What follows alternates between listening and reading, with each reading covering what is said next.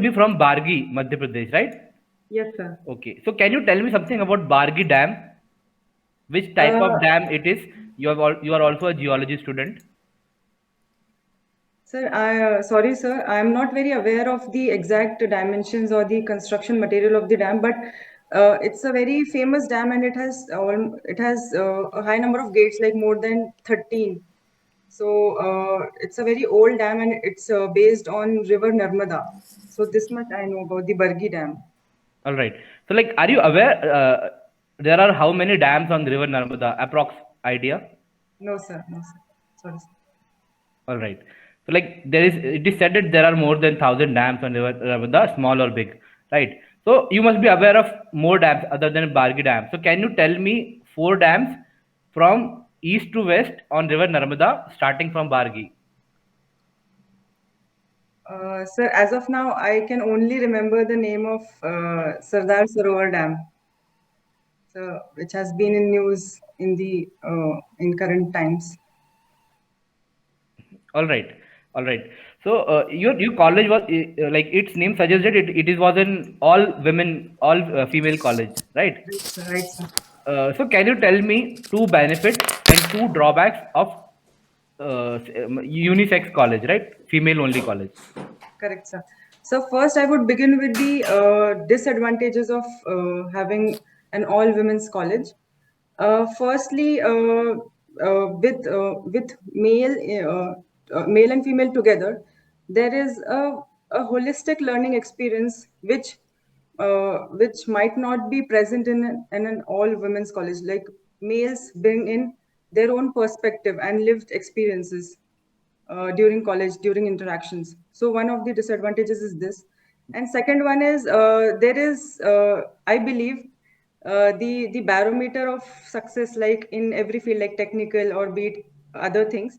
So the barometer automatically gets a little lowered when both boys and girls study together.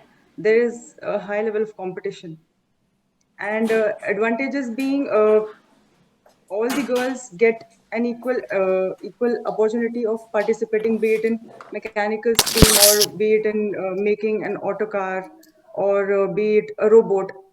All the responsibility falls on the shoulders of girls. So we have this opportunity to become leaders. So leadership skills get automatically ingrained in us, coming from an all women's college. And next thing is there is a sense of freedom. Like we don't have to think about the opposite sex all the time. So it comes with a sense of freedom as well, studying in all women college. All right. Uh, you are also you are presently living in Pune, right? Right, sir. So like Pune lies in the frontier of Western Ghats also. So can you tell us that the hazard of landslide it is common in Western Ghats as well as Himalayas. In Himalayas, it is mostly related with the tectonism, of the plate subduction. What are the reasons which makes Western Ghats so prone to landslides? Apart from the geological reason, like the physical reason, anthropogenic reasons play a major part, like the rock structure, like the activities of quarrying and mining activities. These are mainly responsible for the landslide recurrent in the Western Ghats. Vikalpa, are there any geological reason for the landslide in Western Ghats? Yes, sir. So, Western Ghats forms a part of the fault zone of the Deccan Plateau. So, it was formed 150 million years ago due to the separation of Gondwana land of the Indian subcontinent. So, that is one of the reason it comes in the fault zone. So, that is the primary reason. And other than that, anthropogenic reasons play a major part. All right. Uh, so, like you have been to Madhya Pradesh also. Can you talk me through about the distribution of sal tree uh, in the Madhya Pradesh, whether it is present more in eastern part or in western part? So tell me about the distribution of sal and teak relatively in Madhya Pradesh. Okay, sir. So as far as I can remember, the sal trees come in the eastern part of Madhya Pradesh. Like sal is very famous in Bihar, Chhattisgarh, and eastern parts of Madhya Pradesh. And whereas western parts of Madhya Pradesh, Maharashtra, there is abundance of teak trees. All right. In even in Western MP, in Batul, teak is very Yes, famous for it. yes, All right. So you also played cricket in school, right? So what right, was sir. your role during this cricket? Sir, Were I was you primarily an all rounder, and I batted sometimes in third or fourth position, and sometimes I bowled as well. all right? So can you tell me like how this swing bowling happens in cricket? Like how the swing happens in cricket? Are you aware of it? So exactly the parabolic movement or the movement of the hand. What should I Like focus on? you are also a science graduate, right? So like make a guess that why the ball, leather ball, why does it swing in air? How could it swing in air? What could be the reason behind it? Sir, I guess because of the interaction of the air, the momentum the ball has, and the circulatory movement of the ball, like all of the three things come in the place together. Like we make the swing of the hand, so ball is already turning, and the air drag lifts it up, and then it makes a parabolic effect, and then it bounces and then goes on to the bat of the batsman. It's all right. It is also related to the seam of the ball, right? Seems, So yes. okay. So all right, this is all from me. I think now Satwik sir can take over from here. Thank you, Vikalpa. Thank you, sir. Thank you. Thank you, Mike sir. Good morning, Kalpa. Good morning, sir. How are you? Sir, I'm great. That is good. So, Sir, which is may your I interrupt? latest college? Sir, Yeah, your sure. camera is not. Yeah, it's fine. It's fine. Yeah, my camera is not on. So it's fine now. Okay, yeah, sure. Am I audible now? Yes, sir. Okay, sure. So, you recently completed your MTech in 2019 Right, sir. and you went there, it seems, in 2015. Correct, sir. Uh, how did this 2 year course went for so long? Sir, when I enrolled in the master's course, I was parallelly working with Ericsson. So the course I enrolled in was an evening shift, though it was a regular, but I attended classes in the evening. So 2 years I completed along with my job. And then when I got relieved from the job, I parallelly started preparing for forest and civil services. So the project work took a lot of time, and then then some formalities from the department also happened. Glitches happened because of the change in the administration over there. So the project was although completed within 6 to 8 months, it took a lot of time in getting the degree. Okay. When was your college established? Sir, Cummins College. Yeah, the college we were talking about just So it was established in the year 1992. the year of your birth. Right, sir. What's your date of birth, Kalpa? The 2nd Feb, Any 1992. anything special about that day, apart from the fact that you were born? Yes, sir. A very important convention called Ramsar Convention was signed on 2nd Feb and 1971, and it is also celebrated as International Day of Wetlands. So this comes to my mind. Yeah, good. You have written that you have interest in yoga, and then there is sports. Right. So, is it yoga versus sports or yoga and sports? Sir, although the philosophy of yoga means connecting everything, body, mind, soul, so it is a holistic concept, and it brings into its ambit everything. So I would definitely go for yoga and sports, and also this philosophy is in coherence with the government of India's philosophy as well. No, Vikalpa, let's not discuss the government of India's policy. As a youth, what would you, as you have been doing this publicity, I have looked at your data. So, if a young person comes to you Suggest me, should I go for yoga or sports? Like, because you have done both of them. What would you suggest? Sir, I would go for a combination of both because yoga helps in calming your mind. So a calm mind can help in a lot of things in sports while playing. So recently, just to quote an example, uh, the the Paralympic medalist who was playing table tennis, she first meditated during the break and before the start of the game, and then she started playing. So yoga helps in calming your mind. There are 8 limbs of yoga. So dhyan comes in one of them. So it can be utilized with sports. Okay. Can you tell two of the famous alumni of your college? Uh, Sir, I'm not able to recall. Okay, it's okay. You have written that you make craft out of waste, right? Right, sir. We have so many temples across India. So many waste flowers are there. What are the things that we can do to utilize all the waste? Uh, Sir, the waste coming from the temples called Nirmalya can be used to make incense sticks, which is also being done by an NGO called Help Us Green, which was recently awarded by UNESCO. And the incense sticks, some scrub soaps can be also made because hibiscus flower can be taken out as a waste. And apart from that, because the waste is biodegradable, so it can be also used in the form of compost for as a biofertilizer. These all things I can remember. Okay. My last question would be, you must have heard about FRA and FCA and IFA. Right, sir? Are you aware of them? Yes, sir. Why do we need three acts? Indian Forest Act, Forest Right Act, Forest Conservation Act, separately in a single country? So all the 3 acts came few years after one another.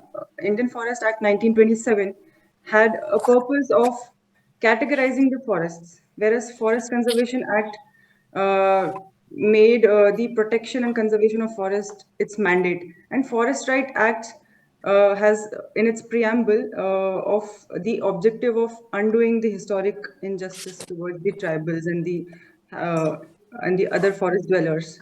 So all the 3 acts had different objectives in place. So, considering that now when all of them are here and it's been some time, can we merge all of them and make a single act to deal with forest? Yes, sir, it can be done. As far as I believe, it can be done. Okay, thank you very much, Vikalpa. Thank you.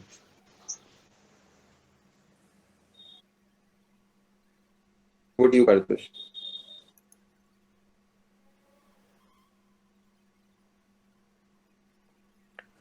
Mayank, sir, you are not audible. Yeah. Uh, Vikalpa, how do Yes, you sir. pronounce your name actually? Sir, Vikalpa. Okay. And what is the meaning and significance of your name? Sir, Vikalp means alternatives. And I would like to make myself in corollary of like I am an alternative to everything. Like I would like to consider myself an all-rounder. That is not alternative to everything. What do you think your parents had in mind when you have you ever asked them why they gave you this name? Yes, sir. Primarily, my cousin brother, has this name of Vikalp. So Vikalp's sister Vikalpa. This was the primary trigger of naming me Vikalpa. And later on, he said that we want you to be an all-rounder and an all-task master. Okay. So, yes, Okay. So you won some Golden Peacock Award in CSR. right, sir. Uh, are you aware of some of the international standards or benchmarks for CSR? Are there some ISI standards? No, sir, I'm not aware of international standards.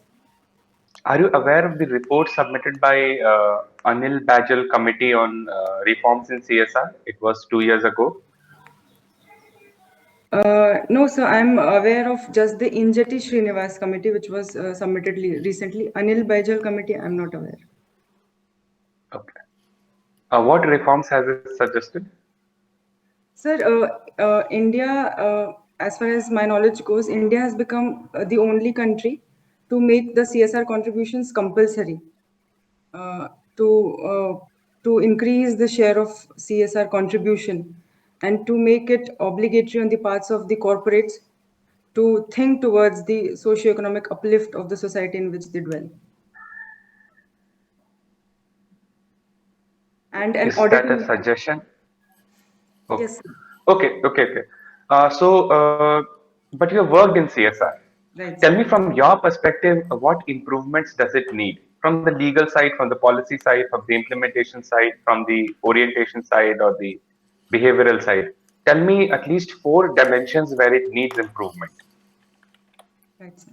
So from the legislative side, the government has already made it compulsory. So that is a step in a good direction because companies will take efforts to deploy some focus energies over there. In the behavioral side, the employees and the peer group needs to be enthused about their role as change makers in the society. No, they should not remain just enclosed within the four walls of the cubicles, but they have a larger responsibility to play.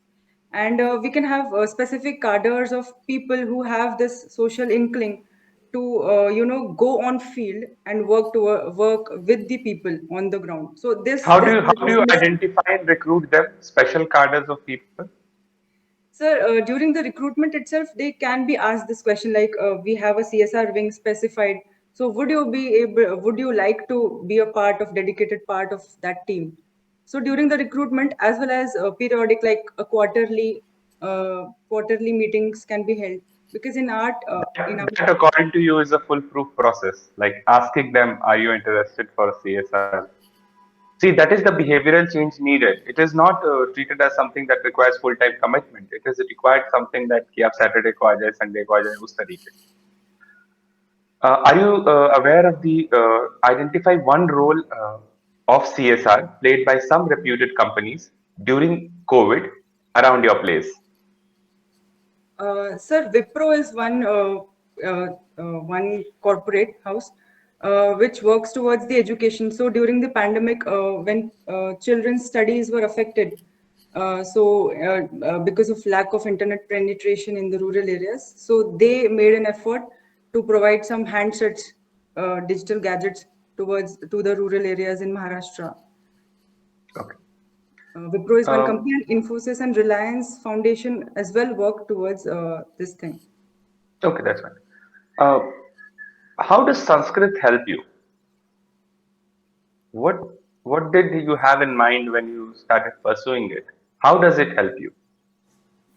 So I studied Sanskrit till class 10th, primarily because in our school we had a wonderful teacher of Sanskrit. So because of looking at his passion, I got interested in Sanskrit. And Sanskrit primarily helps in identifying words like if people talk in Bengali or Malayalam, because of Sanskrit, I can pick little words like drishti, nitty gritties I can pick.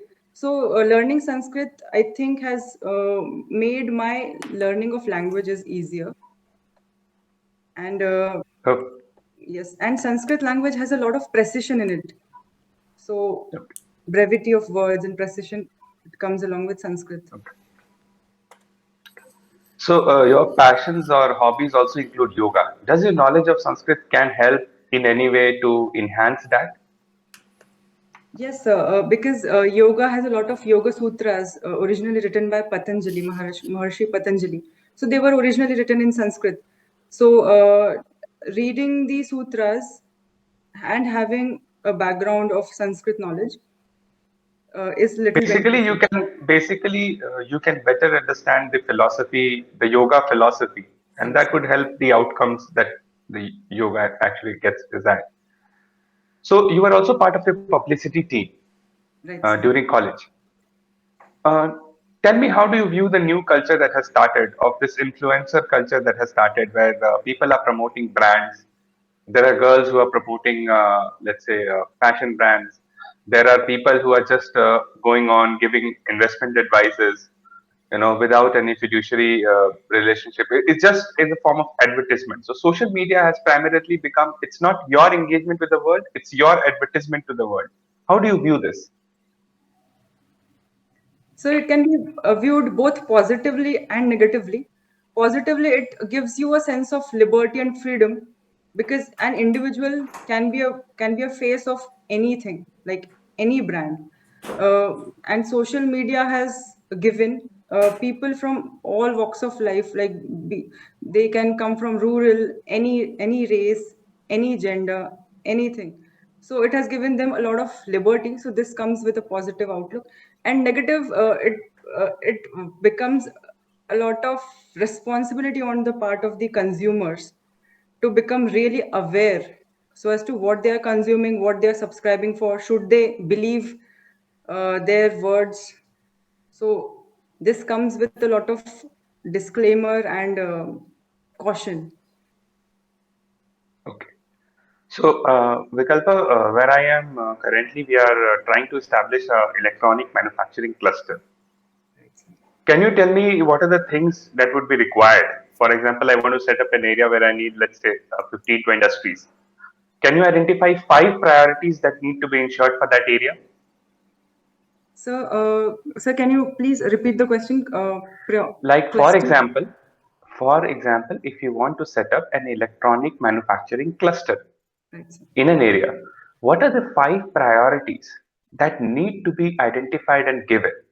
Apart from this, ये बिजली पानी के अलावा, ठीक है? Since you're an electronics student, I want some specific priorities which would help an electronic sector if those infrastructural facilities would be there, or logistical facility.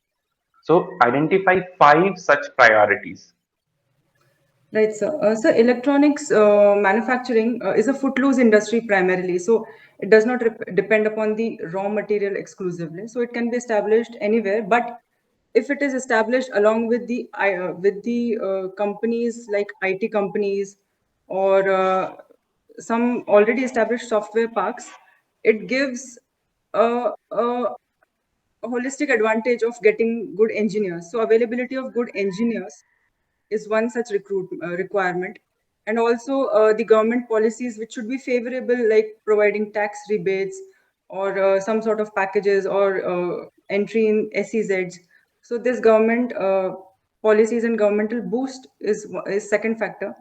Third factor is uh, so as you said, electricity and land availability, that can be considered last. And access to port areas or good infrastructure, we can export, like electronics manufacturing. India is trying to boost the Make in India program. So Okay, export. so this is my last question. Are you aware of the PLI scheme that the government of India has launched? And how do you view those schemes? Do you think they can help? Like yesterday, it was done for textile sector. Earlier, it has been done from electronic sector. So, do you view it favorably? If so, why? So production link incentive uh, gives a lot of boost to the manufacturing sector, be it electronics or textile. So it can be viewed in a positive light, and it will make the companies responsible and accountable to whatever they are producing. So if they produce maximum, they will get maximum benefits out of it. So it becomes a win-win situation for both industry as well as the country as a whole. Don't you think it promotes monopolies? Sir, monopolization can be a fallout and a negative uh, effect of this thing. But simultaneously, government also helps MSME sectors, all the or the small scale industries parallelly. So I think monopolization is natural, but MSMEs should be promoted along with it. Okay, okay, Vikalpa. So now over to Rishabh sir for continuing this interview.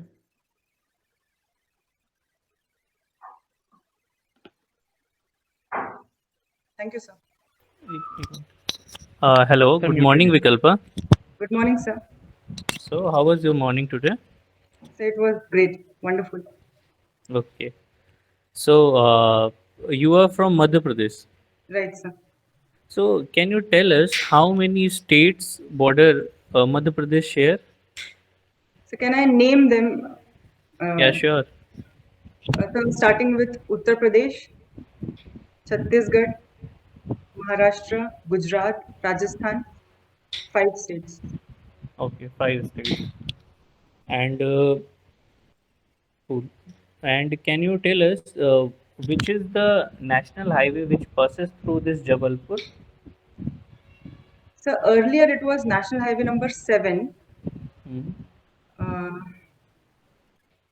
I'm not aware of the recent Okay, nomenclature because the nomenclature has changed from north to south. It is even, so it might no change. issues. It's fine. It's fine. So you studied Sanskrit in your till class 10th. So can you tell us one slok and its meaning? The one shlok that strikes me is Prakriti Rakshati Rakshitah. Nature protects if protected. So this has a current significance as well, as we are absolutely non Okay, good, non-committal towards environmental protection. good. So can you tell us why did uh, you chose both yeah, biology and mathematics in your 12th? So tell us about this. So I was interested in both bio and maths, and coincidentally, I scored equal marks in both. So I always Okay. kept my options open. I gave both pre-medical test and engineering, and I got through engineering, so I chose this. I stuck with it. So you have been to Pune as well. Right. So I'm currently residing in Pune.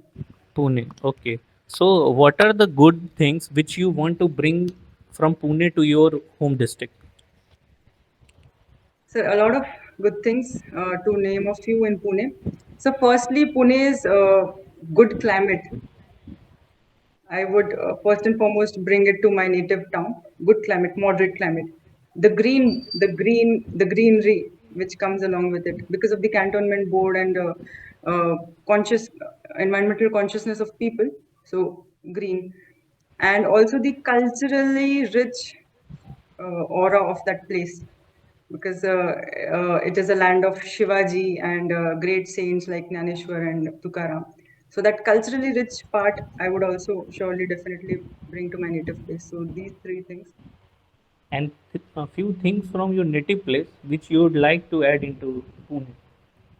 Sir, first thing is the simplicity of that place. Like they have not very modernized as such as compared to Pune. So the simplicity of the people, the ease with which we can communicate and uh, make a connection with the people. That thing. Second thing is the river Narmada, the clean river Narmada, because Pune has two rivers, Mula and Mutha, and both are heavily polluted. So clean Narmada. And third thing is the delicacies of Jabalpur, like poha, jalebi, and all the samosa, chaat. I seriously miss those in Pune. So this comes to my mind. Okay, fine, fine. So can you tell us few what is the meaning of this biodiversity hotspot? So biodiversity hotspot concept was given by Conservation International, as far as I can remember, and these are the places which have faced severe degradation in terms of extinction, biodiversity extinction. So 70% of the biodiversity has already got extinct in that place. So these are recognized by international fora in order to bring in the attention of the national and the international community for their conservation. And what are the sites biodiversity hotspots in India? Can you name few of them? Yes, sir. So there are 4 biodiversity hotspots in India: Himalayas, Western Ghats, Andaman and Nicobar, which forms a part of Sundaland, and northeastern areas uh, in the continuation of Myanmar region. Okay. And my last question to you: who is the governor of Madhya Pradesh? Sorry, sir, I'm not able to recall. And can you tell us the vice president of India? Yes, sir. Venkaya Naidu, sir. Okay. Thank you, Vikalpa. Thank you, sir. That's all from my side. Now Thank over you, to sir. you, Lawrence sir. Good morning, sir.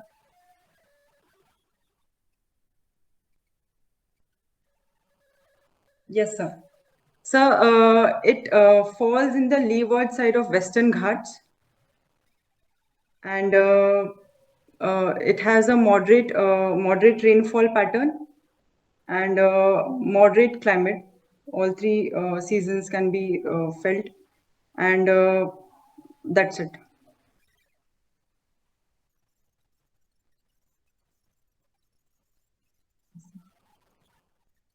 So yes, sir.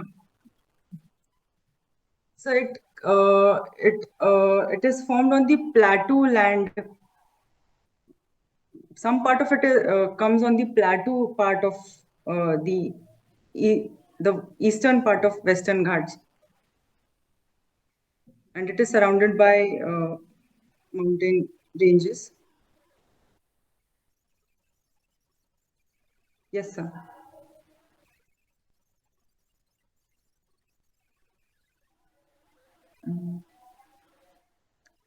Sorry, sir, I'm not aware of it.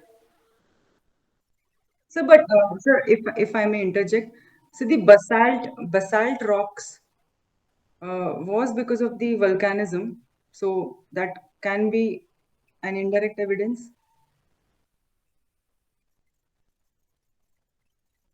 that,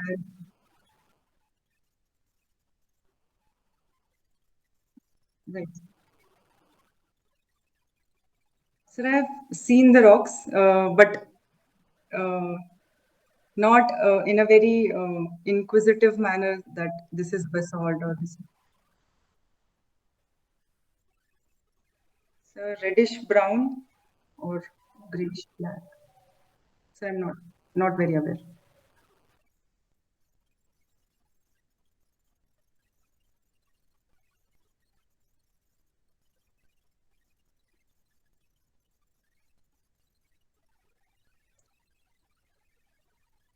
Sir, it is, sir, I'm not fully aware, but if I may like to uh, recall, recall my information, basic information. So it is antigen, basic antigen of your blood gives you the blood group A plus A, and plus is the rhesus factor A plus B plus AB and O. And these blood groups are passed on to the progeny uh, by this dominance and recessive genes.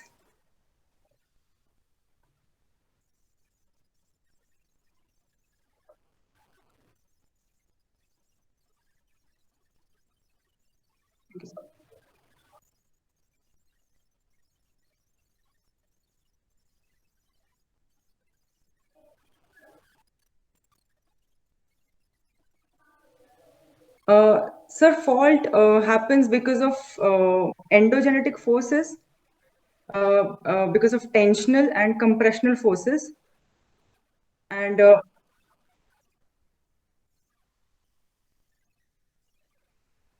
so fault happens like the separation of a landmass. When it breaks down, it creates a fault, and one of the blocks goes down, and one of the blocks remains up. So this is a fault. So landslide is a sudden movement of landmass.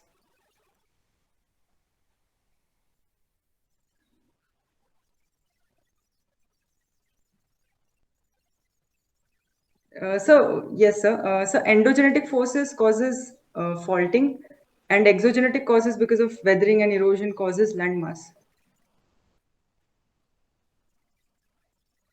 Right. Thank you.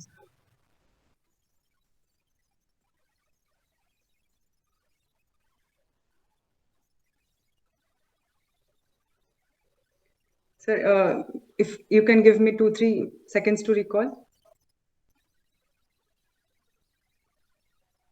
Sir, Horst and Graben is a fault structure that forms after faulting. Normal fault, a reverse fault. These are all I can recall.